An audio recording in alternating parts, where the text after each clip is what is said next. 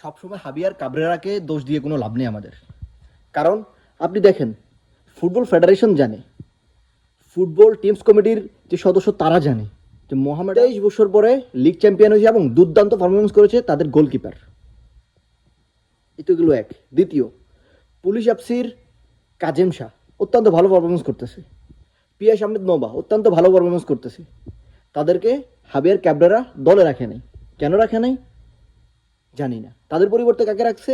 বসুন্ধরা কিংসের পাহিমকে রাখছে। বসুন্ধরা কিংসের আরও কয়েকজন প্লেয়ার আছে যাদেরকে সাইড বেঞ্চে বসায় রাখে লিগ ম্যাচে, তাদেরকে দলে রাখছে।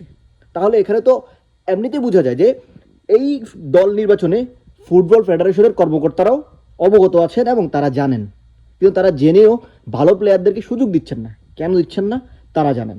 তবে আমরা এতটুকু বলতে চাই, বাংলাদেশ ফুটবল যদি আগাতে চান, মানে এই জায়গা থেকে এই জায়গায় নিয়ে যেতে চান, তাহলে অবশ্যই পক্ষপাতিত্বমূলক যে চিন্তাভাবনা, যে মেন্টালিটি, এটা চেঞ্জ করতে হবে আপনাদেরকে। আপনাদের জন্য ভালো প্লেয়াররা হতাশাগ্রস্ত হচ্ছে। তারা ভালো খেলেও দিনের পর দিন যাদের সুযোগ পাচ্ছে না। কারা পাচ্ছে?